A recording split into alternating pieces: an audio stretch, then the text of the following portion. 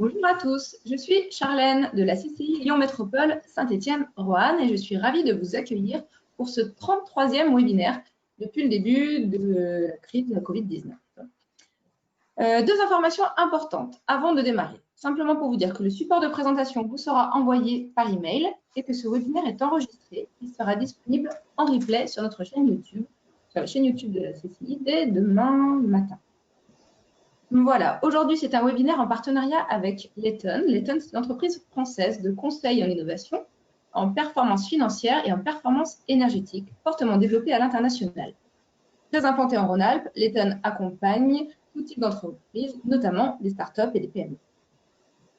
La CCI Lyon Métropole Saint-Étienne-Roanne accompagne la croissance des 126 000 entreprises de son territoire Rhône et Loire. L'innovation et le développement à l'international sont des leviers majeurs de compétitivité qui comptent parmi les grands domaines d'expertise. La CCI et Layton ont à cœur de servir le développement local, d'œuvrer pour une économie durable, mais aussi d'accompagner les entreprises de façon pragmatique et adaptée à leurs attentes. Du coup, ce webinaire aujourd'hui intitulé PME, quelles aides pour l'innovation et le développement à l'international est l'occasion de mettre en commun nos expertises et de vous offrir une vision claire et complète des solutions et stratégies actuellement possibles. Pour animer ce webinaire, j'accueille trois intervenants. Delphine Lemay, vous êtes directrice financement international chez Layton. Bonjour Delphine. Bonjour. J'accueille également Mathieu Larac. Vous êtes manager financement innovation chez Layton également. Bonjour Mathieu. Bonjour. Sophie Massola. Bonjour Sophie, tu es conseil innovation à la CCI Lyon Métropole. On se connaît un petit peu plus. Bonjour à tous les trois. Voilà, je rappelle que nous avons 45 minutes donc à passer ensemble. Je serai le relais de vos questions que je poserai directement à nos intervenants. N'hésitez pas à utiliser le chat, le module questions dans l'outil GoToWebinar pour partager et interroger nos trois intervenants. Sophie, je te laisse la main. C'est parti, c'est à toi. Bonjour à tous. Donc, nous allons vous présenter aujourd'hui trois grandes familles d'aides. Les premières, les aides spécifiques Covid-19 encore en vigueur aujourd'hui. Ensuite, les aides financières pour l'innovation et l'international. Et enfin, des aides opérationnelles pour vous aider à innover. Donc, je vais commencer avec les aides spécifiques Covid et notamment avec la plateforme CARE. C'est le premier dispositif que nous voulions vous présenter aujourd'hui. La plateforme CARE est dédiée à l'assistance au redémarrage des entreprises du Rhône et de la Loire. C'est un dispositif qui a été lancé mi-mai en réponse à la crise que nous traversons par un collectif de 20 partenaires publics et privés. Parmi ces partenaires, on retrouve évidemment la CCI Lyon Métropole Saint-Étienne-Roanne, mais aussi la CCI du Beaujolais, les chambres des métiers et de l'artisanat du Rhône et de la Loire, les chambres d'agriculture, et les syndicats patronaux MEDEF et CPME du Rhône et de la Loire. La plateforme est également soutenue par les collectivités territoriales de ces deux territoires. L'objectif de la plateforme CARE est de permettre aux chefs d'entreprise et aux dirigeants d'identifier le plus rapidement possible les solutions disponibles pour répondre à leurs besoins les plus urgents. Cette famille de solutions autour de ces besoins, autour de la reprise d'activités en sécurité, l'aide et la médiation avec l'écosystème ou à l'intérieur de l'entreprise, des accompagnements opérationnels, une bourse d'entraide, des sujets autour de la prévention des difficultés, de la formation et de la situation personnelle des dirigeants, parce que vous traversez une période loin d'être évidente pour vous. Pour retrouver toutes ces informations, vous pouvez vous rendre directement sur le site de la plateforme, www.solution-care.fr. Vous y retrouverez toutes les informations sur les partenaires, sur les solutions disponibles proposées par ce partenaire. Vous trouverez aussi la liste des points d'accueil physiques sur les deux territoires Rhône et Loire et vous pouvez demander à être rappelé par un conseil dans les 24 heures. Parmi toutes les solutions et les dispositifs présentés sur la plateforme CARE, vous retrouverez les informations sur les dispositifs de soutien à la trésorerie que Mathieu va vous présenter plus en détail. Je te remercie Sophie. Donc en effet, actuellement, vous avez la possibilité, justement, pour vous aider à faire face aux difficultés que vous rencontrez d'un point de vue trésorerie, donc les difficultés passagères liées à la crise économique, d'activer différents dispositifs en fonction de votre situation. Donc là, je vais vous présenter les quatre principaux. Le PGE Soutien Innovation, le prêt région Auvergne-Rhône-Alpes et le French Tech Bridge. Pour commencer, peut-être par le plus connu, on va dire, le prêt garanti par l'État classique, pour lequel le gouvernement a dédié une enveloppe budgétaire de 300 milliards d'euros, qui actuellement est consommé à hauteur de mémoire de 66 milliards d'euros. Donc c'est un dispositif qui fonctionne bien, avec un vrai succès et que vous pouvez mobiliser. L'avantage de ce dispositif-là, c'est qu'il est ouvert à toute entreprise, sauf quelques exceptions qui sont liées au domaine immobilier ou financier. Bien que depuis la période de mi-mai, ce dispositif a été élargi et ouvert à certaines catégories de SCI et même à des entreprises qui sont en difficulté, donc sous le coup d'une procédure collective depuis le début d'année. Donc c'est vraiment un dispositif accessible à de très nombreuses entreprises. Il est mis en œuvre avec les banques privées et avec Bpifrance. Je reviendrai par la suite sur les modalités d'activation de ce dispositif-là. Comment il fonctionne? En fait, ça vous permet d'obtenir un prêt qui va être garanti par l'État à hauteur de 90%, sans aucune garantie sur l'entreprise ou sur les assets des dirigeants. Et ce prêt est plafonné à 25% du chiffre d'affaires hors taxe 2019, ou pour les entreprises innovantes, jusqu'à 2 fois la masse salariale 2019 hors cotisation patronale. Donc c'est vraiment, on va dire, ça peut représenter des montants conséquents et qui peuvent vous donner un vrai coup de main en cette période compliquée. L'avantage de ce prêt-là, c'est qu'il n'y a pas de remboursement la première année, donc il y a un différé de non. Et en plus, il est amorti sur une période de 5 ans, donc ce qui vous laisse, on va dire, le temps de vous retourner dans cette période compliquée. Pour l'activer, dans un premier temps, il va convenir d'aller échanger avec votre banque, d'obtenir un premier accord avant de solliciter Bpifrance pour finaliser l'aspect garantie apporté par l'État. En complément de ce dispositif-là, vous avez d'autres options qui sont tout à fait complémentaires et que vous pouvez mobiliser en cette période. Notamment le PGE Soutien Innovation. C'est un dispositif qui est mis en place par Bpifrance et qui, lui, est dédié aux entreprises innovantes. Donc, on va parler des startups, de PME, mais également des ETI jusqu'à 5000 personnes.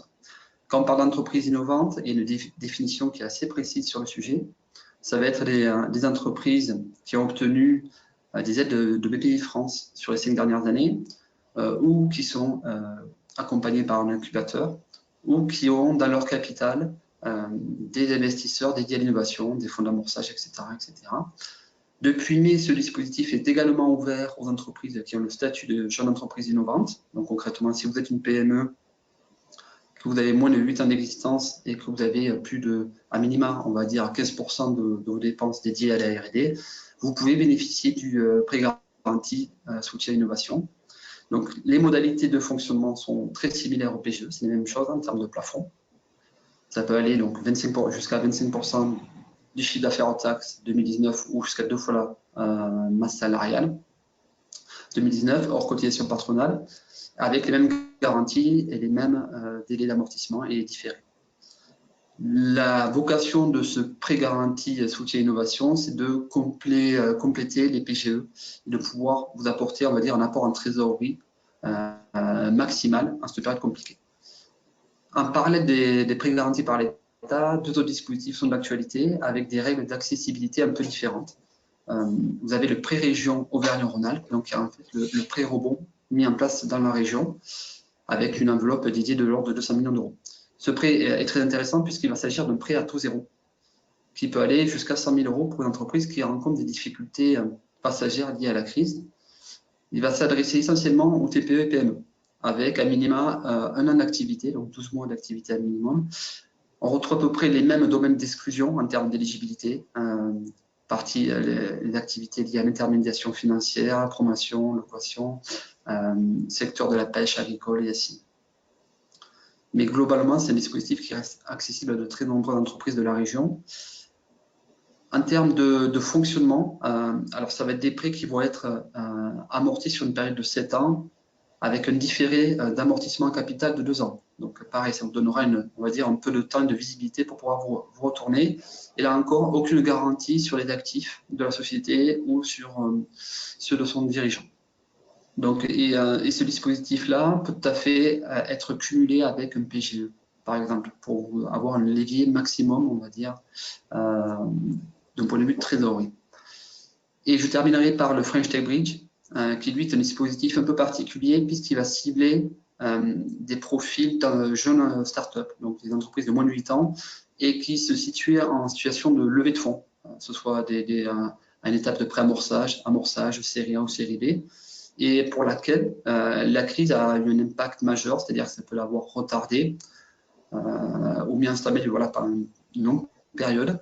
Il est temps d'apporter un bridge financier de quelques mois, de 6 à 24 mois à ces entreprises-là, sous la forme d'obligations convertibles, avec des tickets qui peuvent aller de 100 000 euros jusqu'à 5 millions d'euros. Donc ça peut être des montants assez conséquents. Le taux est fixé à 7% annuel. Avec les durées, donc les échéances, ça va dépendre des montants des tickets. Pour les tickets jusqu'à 500 000 euros, c'est jusqu'à 24 mois. Et les tickets au-delà de 500 000 euros, c'est jusqu'à 12 mois. La règle, c'est la règle de 1 pour 1, c'est-à-dire que BPI France va se positionner uniquement adossé à des investisseurs privés. Donc, sur cet aspect-là, il faut que vous soyez vraiment en état avancé de discussion avec les investisseurs et pouvoir faire un apport en capital, on va dire, complémentaire à ce que pourra mettre sur la table BPI France. Donc voilà pour le panel de ces dispositifs-là. Vous voyez qu'il est vraiment exhaustif et large et qu'il permet de cibler de nombreuses situations. Peut-être s'il y a des questions sur ce sujet-là, on peut prendre le temps d'y répondre si tu le souhaites, Charles. J'ai quelques questions, Mathieu. La première, déjà, est-ce que ces dispositifs sont cumulables? C'est Olivier qui nous pose cette question. Oui, ils sont cumulables. Ils sont cumulables notamment. Alors les PGE, les deux PGE vont être. Si vous mobilisez le PGE plus PGE soutien innovation, l'ensemble de l'aide sera plafonné, on va dire, à 25% de chiffre d'affaires ou deux fois la masse salariale. On va dire qu'ils vont respecter le même plafond. Par contre, après, vous pouvez cumuler un PGE plus un prêt, et là, pour le coup, les plafonds ne seront pas communs. Voilà. Le prêt région, par exemple. D'accord. Est-ce que le prêt région Aura peut-il être demandé en première intention, sans le PGE? Non, très rarement. Et d'ailleurs, c'est vraiment on va dire une attente de BPI France, qui est l'opérateur de nombreux dispositifs d'accompagnement dédiés à la trésorerie. L'approche première, ça doit être le prêt garanti par l'État. Donc, donc faire en sorte qu'il y ait une contribution des acteurs privés, de vos banques privées. Donc voilà, la démarche que vous devez avoir, c'est d'abord solliciter vos banques historiques privées pour essayer d'obtenir un prêt garanti par l'État. De mémoire, le taux d'obtention, c'est de l'ordre de 98%. Donc les taux de succès sont plutôt très bons. Et après, de pouvoir coupler, si le prêt garanti par l'État, le montant n'est pas suffisant, coupler votre demande à d'autres dispositifs. Voilà. Mais la première démarche à avoir, c'est d'abord faire le PGE. Alors, pour le PGE, soutien innovation, quel est le contact? C'est BPI? Pour le PGE, ça va être BPI France. Dans un premier temps, il est préférable aussi en amont de contacter ces banques, en fait, pour avoir un premier avis. Et ce qui est demandé en termes pour être le plus réactif possible, il est préférable d'avoir déjà une synthèse de l'impact du Covid sur votre activité, de votre besoin en financement, de votre solde de trésorerie actuelle, et aussi de montrer, on va dire, quel est votre potentiel de relance. Donc, ce qui est attendu, c'est un plan de financement sur 6 mois, quand c'est possible, et un prévisionnel d'activité sur 12 mois, 12 à 24 mois, si c'est possible également. Donc voilà, donc réunissez l'ensemble de ces éléments-là, adossez également les liasses fiscales de la dernière année, quand l'exercice est clôturé, normalement cette période-là, c'est le cas. Oula, Mathieu, tu as des problèmes de connexion, je pense. Mathieu, est-ce que tu nous entends? J'ai un problème de réseau. Si Oui. tu m'entends, je vais te demander de couper ta caméra peut-être. Ouais. Est-ce que tu peux couper ta caméra pour gagner en bande passante et en fluidité pour nos participants? Voilà. Oui, désolé pour ça. Est-ce que vous m'entendez? On t'entend beaucoup mieux. Désolée, on ne te voit pas, mais au moins on t'entend beaucoup mieux. Ah, je vais dire que c'est principal. Alors, je continue. J'ai encore une question là de Sophie qui nous demande, donc, est-ce possible d'avoir le PGE, soutien innovation et le French Tech Bridge, même si on a des fonds propres négatifs? Alors, le PGE soutien à l'innovation n'est pas adossé au niveau de fonds propres. D'accord. Donc, vous pouvez tout à fait le solliciter. Il va rentrer à peu près dans les mêmes règles d'éligibilité que les dispositifs PGE classiques.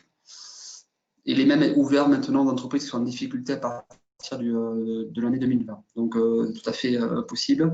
Le French Tech Bridge, la question de fonds propres ne rentre pas en vigueur non plus. Ce qui va vraiment rentrer en vigueur, c'est vraiment la capacité à mobiliser des investisseurs privés pour faire la règle du 1 pour 1. Ça, c'est vraiment ça. Est-ce que vous m'entendez toujours? Oui, oui, c'est tout bon. OK, d'accord. D'accord, parce que moi, j'ai tout qui est figé de mon côté, donc ça c'est perturbant. Voilà. C'est bon, Mathieu, on t'entend. Donc, du coup, Marc nous demande pour les PGE, les banques estiment que les startups qui ont des fonds propres négatifs ne sont pas éligibles. Est-ce légal? Alors, normalement, la question du fonds propre, donc, je réitère, ne rentre pas en jeu. Ce qu'ils vont évidemment regarder, après, ça reste une banque, c'est votre solvabilité, votre capacité à rembourser à terme, puisque vous l'avez vu, hein, les délais de remboursement, c'est 1 an. Donc, au bout d'un an, il va falloir pouvoir être en mesure de rembourser. Donc, est-ce que c'est légal? Non, en théorie, ces dispositifs sont ouverts à ces types d'entreprises-là, aux jeunes entreprises et startups. Vous pouvez toujours, si vous êtes une startup innovante, vous retourner vers BPI France. Sinon, solliciter la médiation des entreprises qui, elle, va médiation du crédit, qui fonctionne plutôt bien, qui est en lien direct avec la Banque de France et qui permet d'aboutir, on va dire, à la levée des conflits. OK, très bien. On vous laisse poursuivre, Sophie. Alors, deuxième étape, les aides à l'innovation et à l'export, avec une première aide que je vais laisser Mathieu présenter. Oui, très bien, merci Sophie. Alors, l'idée étant, sur ce volet-là, de vous présenter donc des leviers de croissance potentielle complémentaires, on va dire, au dispositif de soutien à la trésorerie qui vous ont été présentés plus tôt. L'idée, c'est de vous aider à activer, mobiliser des ressources pour l'innovation ou pour le déploiement à l'international. Alors, on a décidé de sélectionner certains dispositifs, de pointer certains dispositifs qui font l'actualité. Donc, ce premier, qui s'appelle le PIA3 régionalisé, porté par la région Auvergne-Rhône-Alpes, et plus particulièrement la transformation des PME par l'innovation. Il est vraiment d'actualité puisque voilà, il se clôture à la fin du mois et il a l'avantage d'être ouvert à toute entreprise tant que vous êtes une PME. Donc c'est vraiment une opportunité à avoir en tête et à mobiliser si vous rentrez dans le scope que je vais vous présenter plus en détail là.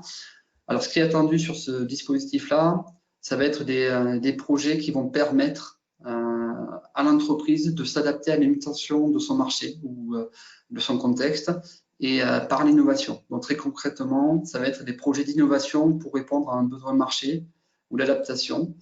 Les profils ciblés, c'est plutôt les entreprises primo-innovantes, concrètement, qui n'ont pas forcément l'habitude d'innover et qui doivent justement, pour s'adapter aux évolutions de marché, muté par l'innovation. Donc, on va parler de la transformation numérique, de l'intelligence artificielle, de l'industrie 4.0. Donc, on va parler d'innovation technologique, mais aussi des nouveaux usages, des nouveaux services. Donc voilà le profil d'entreprise et de projet attendu. Donc, très clairement, les entreprises qui sont, on va dire, habituées des financements à l'innovation et dont l'innovation, on va dire, fait partie de leur historique, ne sont pas trop le cœur de cible sur ce dispositif-là. Donc, c'est dédié uniquement aux startups et PME de la région. Et en termes de projet, ce qui va être analysé, c'est le niveau de risque. C'est aussi le niveau de transformation de l'entreprise qui est apporté à travers ce projet-là. Et également la vision marché. Est-ce que voilà, la transformation qui est proposée répond bien à une demande marché et permet à l'entreprise de se positionner comme un futur leader sur ce marché-là? Ça, c'est des éléments essentiels en termes d'éligibilité. 2 types de niveaux de maturité sont attendus. Donc, vous pouvez postuler soit sur des projets de faisabilité, où on va définir les étapes préalables, l'ingénierie de projet, tout ce qui est sur différentes dimensions. Ça peut être dimension juridique, propriété intellectuelle, marché, marketing, définir les premières étapes RD, fait de recherche et développement de façon détaillée, faire les premiers développements jusqu'à la preuve de concept. Voilà la partie faisabilité, ce que ça peut englober. Là, c'est des projets qui vont durer jusqu'à 12 mois. Ce dispositif permet aussi de financer des étapes plus avancées sur le développement et l'industrialisation, avec des projets qui peuvent durer jusqu'à 24 mois. Dans les 2 cas, l'aide va être comprise entre 100 000 et 500 000 euros. Donc, en termes de dimensionnement de budget, voilà, il faut savoir que c'est accessible à des budgets minimum de l'ordre de 200 000 €. Voilà. En termes de financement, ça peut aller jusqu'à 50% du budget jugé éligible par le pays France.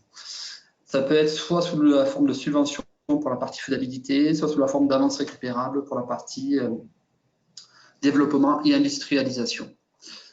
Et en termes, juste un point sur les délais, l'instruction, donc là, ça se clôture jusqu'au 30 juin. Donc, il y aura probablement un renouvellement qui n'est pas encore acté. Ça va dépendre de la décision prise par la région.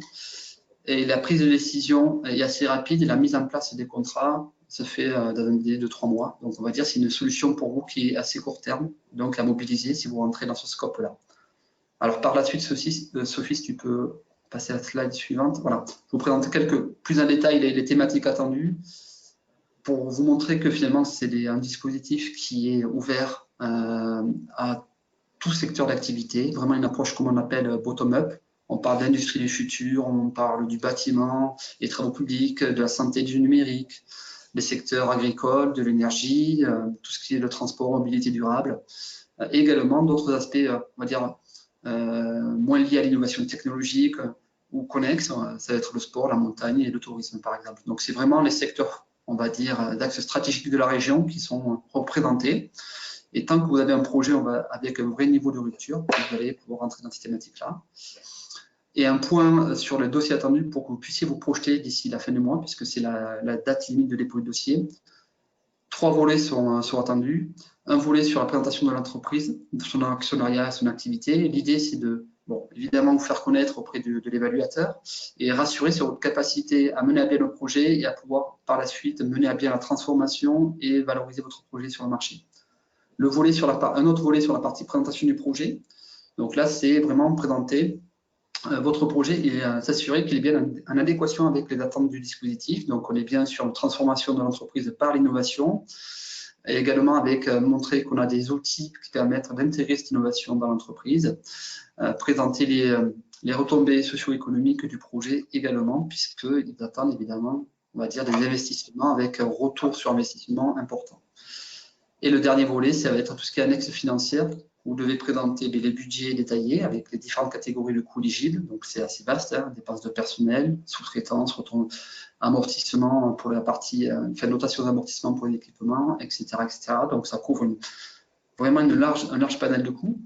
Ce qui est attendu également, c'est votre prévisionnel d'activité et un compte résultat prévisionnel sur la durée du projet et également un plan de financement pour montrer comment vous êtes cofinancé à hauteur de 50% maximum, quelles ressources allez mobiliser pour financer votre projet.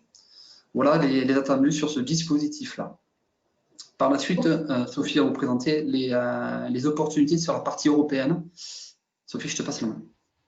Alors, merci Mathieu. Sophie, excuse-moi, une petite question là sur cette slide. On demande, Denis nous pose la question, quelle est la différence avec le programme Booster de la région?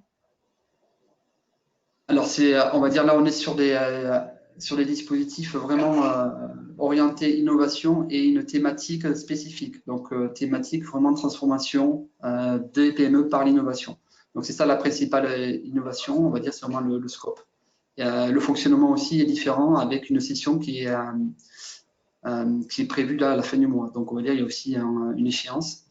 Et en termes de dispositifs et en termes de finalité de financement, enfin, modalité de financement pour être tout à fait précis, c'est pas tout à fait pareil. Là, vous avez 2 volets, soit volet subvention, soit volet avance récupérable. Donc, on est sur des dispositifs, on va dire, très particuliers. Voilà. La partie booster, c'est on va dire, plutôt complémentaire et plutôt dédié à des projets collaboratifs de mémoire. D'accord, ok. Est-ce que l'entreprise doit être créée ou bien un projet de création en phase d'étude de faisabilité serait éligible? C'est une question d'Annie. Alors, une entreprise en création, ça peut rentrer dans le scope. Quoi qu'il en soit, il est toujours préférable, en tout cas, soit au moment du dépôt ou très rapidement après d'avoir le numéro sirène. Donc, on va dire que l'entreprise soit créée très rapidement. On peut imaginer que la partie création d'entreprise fasse partie du plan d'action rapide qu'on présente dans le projet. C'est une option qu'on voit rarement, pour être tout à fait honnête. On est plutôt quand même sur des phases, on va dire, d'amorçage où l'étape de création a été passée. Si vous êtes en phase de création, il y a d'autres dispositifs peut-être un peu moins ambitieux, parce que là, on est sur des budgets de 200 000 € minimum, c'est assez conséquent. Pour les phases de création, vous pouvez vous orienter vers d'autres dispositifs comme soit des prêts d'honneur, soit des bourses French Tech qui sont de l'ordre de 30 000, 90 000 €. C'est peut-être plus adapté pour la toute première étape. Voilà. Ok. Allez, j'ai quelques questions encore, mais on les posera à la fin. Sophie, je te laisse poursuivre peut-être. Merci. Donc oui, changement d'échelle, on quitte les aides régionales pour aller vers les aides européennes liées à l'innovation. Alors, vous le savez peut-être, il existe beaucoup d'aides au niveau européen, notamment dans le cadre du programme H2020, beaucoup d'aides dédiées à la R&D. On a décidé de se concentrer aujourd'hui sur 2 dispositifs qui sont destinés aux PME européennes et aux PME européennes qui ont un projet innovant proche du marché. Contrairement à pas mal d'appels à projets H2020, où on est plus dans de la R&D collaborative. Donc, premier dispositif, l'EIC Accélérateur, c'est le successeur de l'instrument PME phase 2, dont vous aviez peut-être entendu parler, qui a été lancé en octobre 2019. L'EIC Accélérateur, à travers ce dispositif, l'Europe a pour objectif d'aider la création et le développement des prochaines licornes, des PME européennes à très fort potentiel marché. Donc, ce dispositif est destiné aux PME européennes ayant une innovation, que ce soit une innovation de produit, procédé ou service de rupture, avec un potentiel de marché européen ou international. Une petite précision, quand on parle d'innovation de rupture, on est sur des innovations vraiment très fortes qui vont transformer un marché. Donc, il y a le marché avant, le marché après. Ça, c'est vraiment un élément primordial de ce dispositif, ou qui vont créer un nouveau marché. On est sur un appel à projet de nature bottom-up, donc ouvert à tout domaine. Toute innovation de rupture peut candidater à ce dispositif. Dans les critères de sélection, on a également la notion de bankabilité, ou plutôt de non-bankabilité du projet. Un projet d'innovation non bankable, c'est un projet d'innovation de rupture qui demande un fort investissement pour son déploiement, donc pour le développement industriel, mais qui est trop risqué pour trouver des financements auprès des investisseurs classiques. Donc l'Europe, avec ce dispositif-là, a vraiment essayé de se substituer, ou en tout cas de remplir ce vide d'investisseurs en capital qui ne suivent pas les projets trop risqués. L'EIC Accélérateur a pour objectif de financer la partie déploiement sur le marché de l'innovation compétitive. Ça signifie que quand on dépose un dossier EIC Accélérateur, les phases de faisabilité technique et de faisabilité marché sont validées.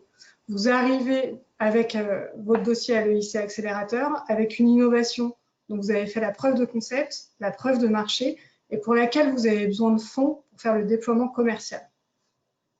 Les projets qui sont présentés sont des projets de 24 mois, ça veut bien dire qu'on est sur des innovations qui sont proches du marché et qui ont des besoins de prototypage, de miniaturisation, de lignes pilotes de production, de pré-série, de tests, de qualification. Et un élément très important et que la Commission européenne regarde beaucoup, c'est toute la partie protection intellectuelle et dissémination. C'est-à-dire comment est-ce que vous allez faire pour augmenter le potentiel marché de votre innovation, comment est-ce que vous allez faire pour que les key opinion leaders, qui seront par le futur les ambassadeurs de votre innovation, soient au fait de votre nouveau produit, de votre nouveau service ou de votre nouveau procédé.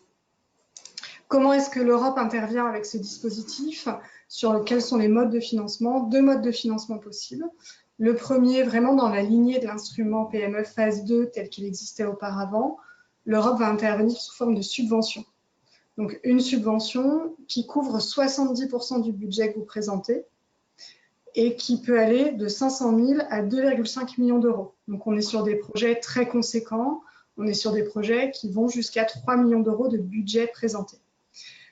Une des grosses différences entre ce dispositif et les dispositifs nationaux, c'est que la subvention n'est pas conditionnée au montant des fonds propres, contrairement à ce que BPI France ou la région peut faire. Vous avez 1 euro d'aide pour 1 euro de fonds propres. Là, vous devez présenter votre capacité de cofinancement du projet, donc justifier que vous pouvez financer les 30% restants, mais vous n'avez pas de notion de fonds propres qui rentrent en jeu. Deuxième mode de financement possible, et ça c'est vraiment la nouveauté de l'EIC Accélérateur par rapport au dispositif précédent, c'est ce qu'on appelle le financement mixte. Le financement mixte va vous permettre d'avoir à la fois une subvention selon les mêmes règles, donc une subvention de 500 000 € à 2,5 millions qui couvre les 70% du budget que vous présentez.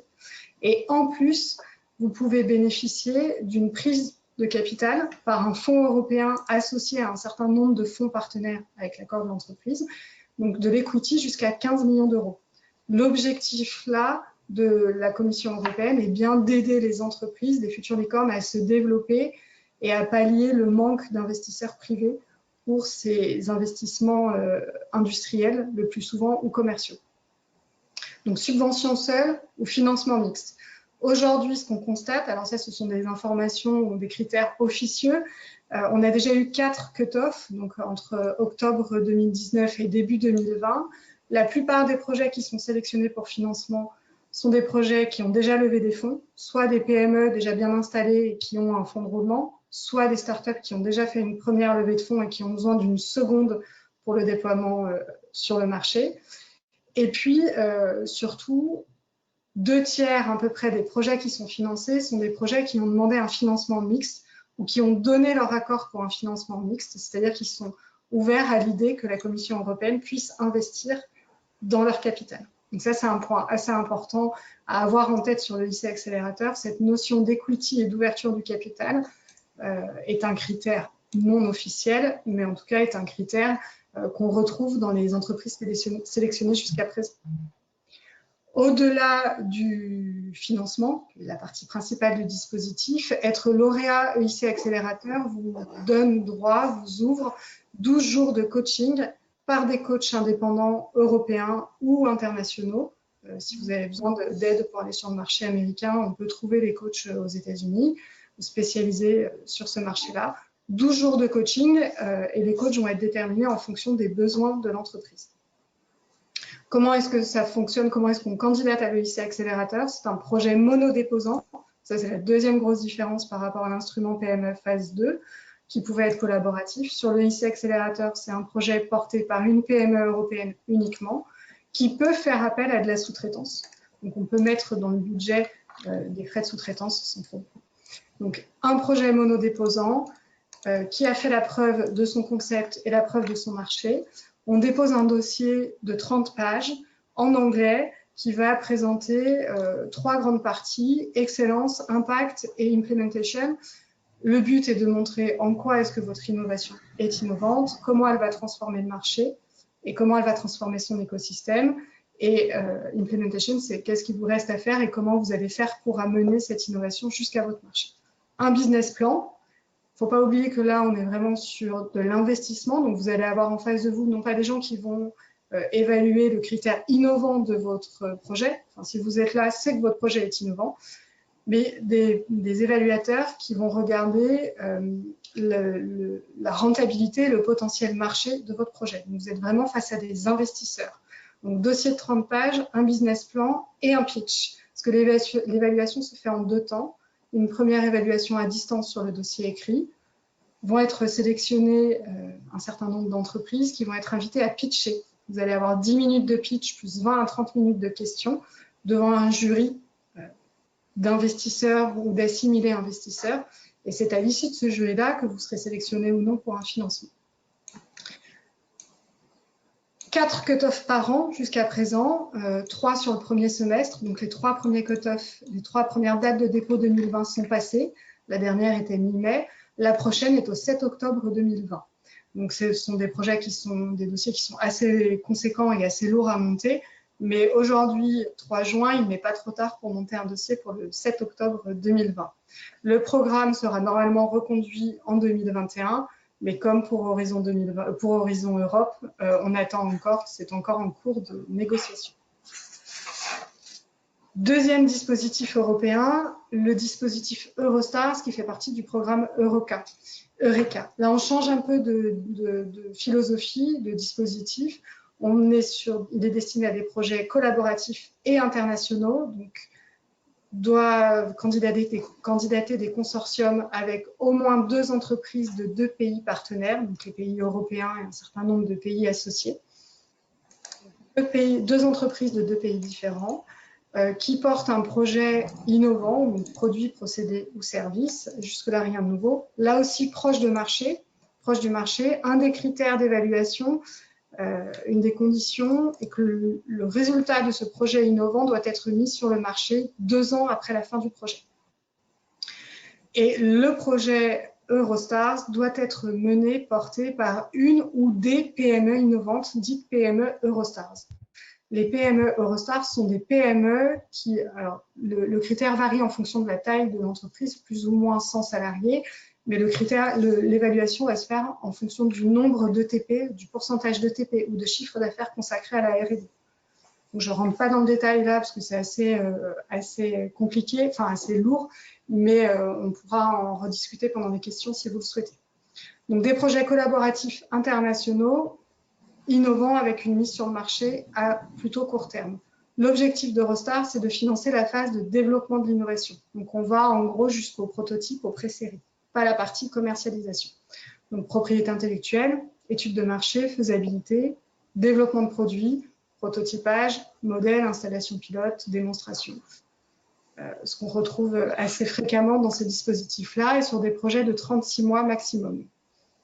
Le financement de ce projet européen est un peu particulier parce que chaque entreprise ou entité du consortium lauréat sera financée par son financeur national. Donc, pour les entreprises françaises, c'est BPI France qui interviendra sous forme de subvention dans la limite des fonds propres de l'entreprise.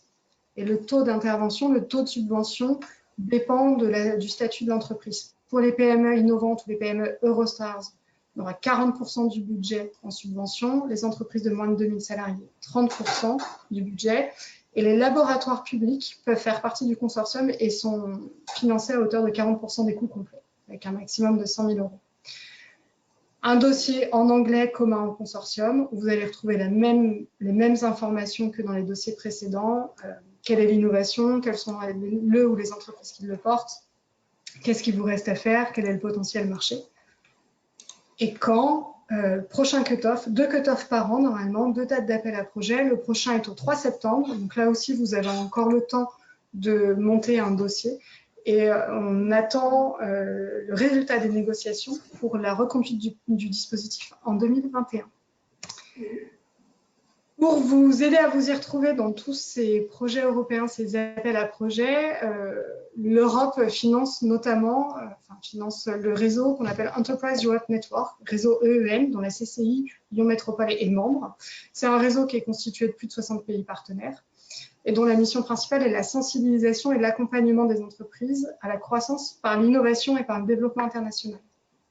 Parmi ces missions et dans les prestations que la CCI réalise, on a l'accès au financement européen pour vous aider justement à identifier quels sont les principaux guichets auxquels vous pourriez prétendre. Donc, on intervient en 4 étapes. Première étape, diagnostic du projet et de l'entreprise. Est-ce que votre projet et est-ce que votre entreprise sont suffisamment matures pour aller vers un dispositif européen? Et si oui, quel est ce dispositif? Quel est le dispositif le plus adéquat? Si on part sur un appel à projet collaboratif, on peut vous aider à rechercher des partenaires internationaux, soit des partenaires pour créer un consortium autour de vous, soit au contraire rechercher des consortiums existants dans lesquels vous pourriez vous greffer en tant que partenaire. L'appui au montage, c'est-à-dire qu'on peut mobiliser des dispositifs financiers, soit portés par BPI France, soit par la région Auvergne-Rhône-Alpes, pour vous aider à financer l'appel à un cabinet conseil spécialisé, comme l'Eton par exemple. Et puis enfin, que vous montiez votre dossier seul ou avec une société spécialisée, la CCI Lyon Métropole, dans le cadre du réseau EEN, peut intervenir pour des phases de relecture et on organise également des sessions de préparation au pitch en anglais pour ces projets-là. Voilà pour la partie européenne. Je ne sais pas, Charlène, si tu veux faire les questions maintenant ou si on passe à la partie export. Ah, on ne t'entend pas. Excusez-moi. Sachant qu'il nous reste 5 minutes, alors peut-être qu'on va laisser la main à Delphine et puis on finira par les questions. Très bien, merci. Vous m'entendez bien, j'espère. Alors, je suis donc Delphine Demey et j'interviens chez l'Eton en management de l'équipe dédiée aux aides d'accompagnement des entreprises PME et ETI. On n'a pas de taille limite, mais sur les dispositifs de financement de l'internationalisation des entreprises. À ce titre, je vous propose de vous présenter rapidement, parce que le temps court, 3 dispositifs qu'on a coutume de mettre en place pour accompagner les entreprises qui nous sollicitent. Le premier dispositif qui était, j'ai envie de vous dire, un crédit d'impôt, c'est le crédit d'impôt prospection commerciale que certains d'entre vous connaissaient peut-être, mais probablement très peu d'entre vous, parce que ce dispositif a été supprimé par la loi de finances au 1er janvier 2018, au motif que trop peu d'entreprises le mobilisaient. Il permettait et il permet toujours de récupérer 50% de vos dépenses de prospection à l'international sur l'année 2017. On peut le déposer de manière rétroactive, donc sur l'année 2017 encore, jusqu'au 31 décembre de cette année 2020. Donc, si potentiellement ça vous intéresse, c'est le moment de le faire. Il y a des conditions à remplir, bien évidemment. Ça aussi, on peut répondre à vos questions plus précisément pour vérifier l'éligibilité de votre entreprise. C'est un crédit d'impôt qui permet quand même de récupérer jusque 40 000 € de crédit d'impôt, comme son nom l'indique, auprès de l'administration fiscale, soit en déduction de votre IS, soit en remboursement d'impôt. Le deuxième dispositif qui est aujourd'hui géré par BPI France, qui était auparavant géré par la COFAS, c'est l'assurance prospection, que certains d'entre vous connaissent peut-être, et qui permet un apport de trésorerie pour le financement, là aussi, de la prospection à l'international. C'est une assurance globalement contre le risque d'échec commercial et elle permet à tout type d'entreprise de bénéficier du coup du soutien de BPI France sur une durée relativement importante puisque le dispositif s'étale globalement en 3 phases, avec une phase d'aide en trésorerie qui s'étale généralement sur 2 ou 3 ans, une phase de franchise où globalement rien ne se passe, mais BPI vous laisse poursuivre votre prospection, et une dernière phase de remboursement qui est axée essentiellement sur le montant du chiffre d'affaires réalisé sur les zones prospectées. Donc clairement, en cas d'échec de la prospection, vous remboursez finalement très peu de l'avance qui vous a été octroyée par BPI, et au contraire, si c'est un succès pour tout le monde puisque l'avance est remboursée auprès de BPI.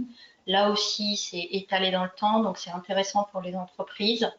Le coût de cette assurance reste relativement modique, sachant que l'enjeu pour BPI, c'est vraiment d'accompagner les entreprises dans l'internationalisation, et c'est d'autant plus vrai en cette période un peu tourmentée, même si les frontières sont fermées. C'est vraiment le moment de déposer vos dossiers auprès de BPI France.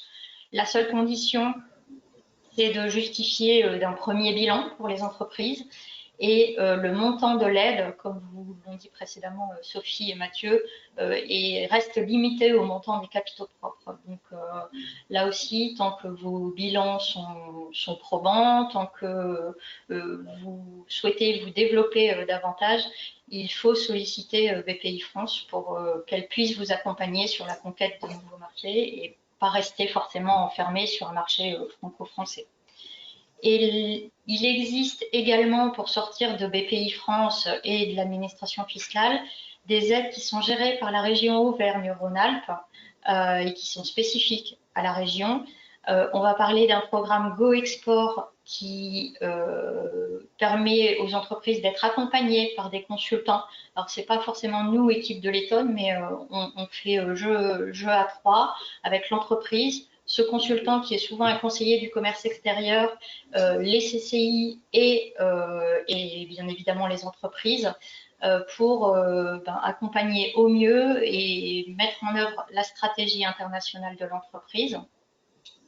Et découle de ce programme Go Export couplé à une assurance prospection la possibilité de bénéficier d'une aide de la région sous forme de subvention pour la prise en charge de 50% du salaire chargé sur 12 mois d'un cadre export spécialement recruté du coup dans le cadre du développement international de l'entreprise. Et dans ce même cadre, on peut bénéficier d'une subvention VIE, qui sont les volontaires internationaux en entreprise, qui sont eux gérés par Business France, mais la région accompagne là aussi les entreprises d'Auvergne-Rhône-Alpes dans la prise en charge de ce qu'on appelle le salaire d'un VIE, mais on parle plus exactement d'indemnité VIE sur 12 à 24 mois.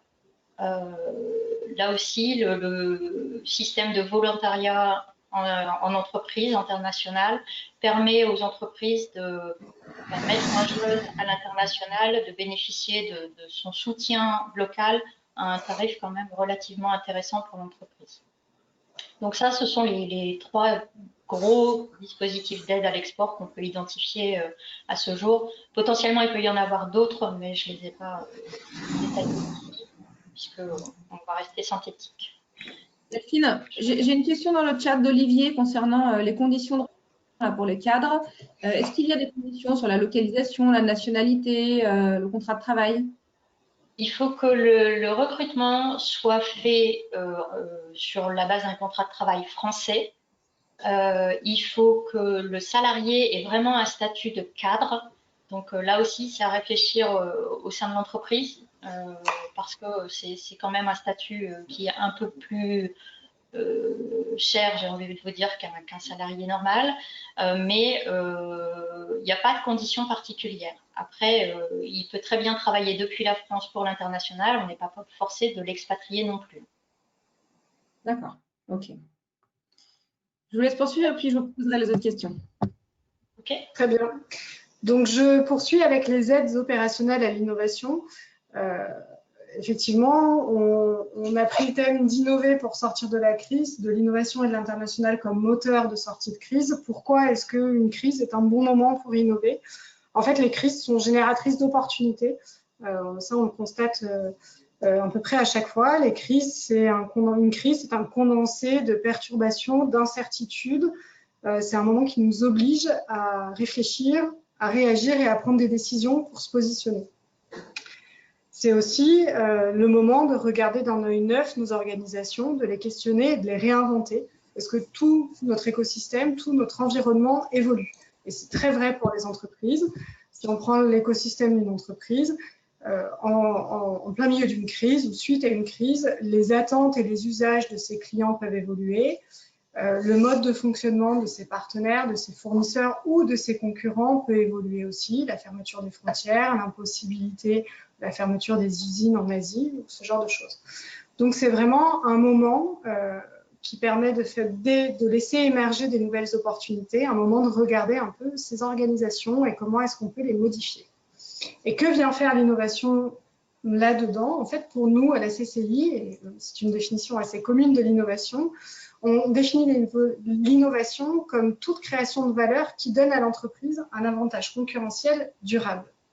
Et l'innovation ne se retrouve pas uniquement dans le développement technologique ou R&D de nouveaux produits. L'innovation se retrouve sur toutes les facettes de l'entreprise. On peut innover avec des nouveaux produits, avec des nouveaux services, des nouveaux processus de travail ou de production, des nouveaux processus de vente ou de relations clients, des nouvelles sources d'approvisionnement. On peut identifier des nouveaux marchés ou on peut complètement renouveler son organisation. Donc, on peut innover de partout et très rapidement. C'est un processus qui demande quand même d'être assez bien organisé et de pouvoir prendre du recul. Donc, nous, on propose un processus en 3 étapes. Première étape, la veille, collecter le maximum d'informations sur notre environnement et notre écosystème. Deuxième étape, analyse de ces informations, comment est-ce qu'on peut les synthétiser, les segmenter, ce qui va nous permettre de déterminer la position de notre entreprise aujourd'hui dans l'écosystème et de faire émerger des pistes d'évolution. Et puis, troisième étape, tester ces pistes d'évolution, tester ces innovations potentielles, prototyper de manière simple et rapide. Et on peut prototyper de manière simple et rapide aussi bien des produits, des business models que des organisations. On a à la CCI 2 prestations. On porte et on réalise 2 prestations à la CCI autour de cette démarche d'innovation. Alors, je vais faire très rapidement parce que je crois que sur le timing, on dépasse pas mal. Donc, l'idée de la CCI et de la cellule innovation de la CCI, c'est de vous accompagner dans justement comment est-ce qu'on peut mettre en place cette démarche d'innovation dans une entreprise. Que vous soyez déjà au fait de l'innovation, que vous sachiez faire, ou au contraire que vous soyez complètement novice et que vous disiez c'est le bon moment, il faut que j'y aille. Premier programme, c'est le programme Booster l'innovation. C'est un programme qui est entièrement financé par la Commission européenne dans le cadre du réseau EEN, qui est réservé aux PME et qui vous donne droit à 7 à 10 jours d'accompagnement à la carte. Donc en fait, on fait un diagnostic, un petit diagnostic, et on va déterminer ensemble un plan d'action qu'on va déployer chez vous pour travailler sur cette démarche d'innovation avec un conseil expert de la CCI Lyon Métropole. Deuxième programme que nous portons, c'est un programme qui s'appelle Ambition Région Innovation, programme de la région Auvergne-Rhône-Alpes et qui est subventionné à 70% par la région Auvergne-Rhône-Alpes, donc un reste à charge de 1 200 à 2 400 € à peu près pour l'entreprise en fonction de sa durée. Ça vous donne droit à 4 à 8 demi-journées d'accompagnement par un consultant référencé sur un thème autour de la démarche d'innovation, des séminaires collectifs avec d'autres entreprises qui ont les mêmes problématiques et un parcours de webinaire. Ce qu'il faut retenir de ces deux programmes, c'est qu'ils sont à la carte en fonction de vos besoins. Je passe la parole à Mathieu, du coup, sur l'étape suivante. Une fois qu'on a défini sa stratégie d'innovation, notamment avec les programmes d'accompagnement, qu'on a défini les projets d'innovation, un des critères, c'est comment est-ce qu'on peut les financer et comment est-ce qu'on peut maximiser le financement de ces projets. Ouais, tout à fait. Merci Sophie. Donc, très rapidement également, donc une fois que votre roadmap est définie, l'enjeu va être on va dire, de définir un plan de financement optimum. Et c'est sur ces points-là chez Letton, nous pouvons vous accompagner sur les différents volets, sur les aides de trésorerie, les aides d'innovation, les aides à l'export. Au regard de votre situation et après analyse de votre, on va dire, votre stratégie de développement, nous allons pouvoir vous aider à identifier quel est le dispositif ou les dispositifs les plus adaptés.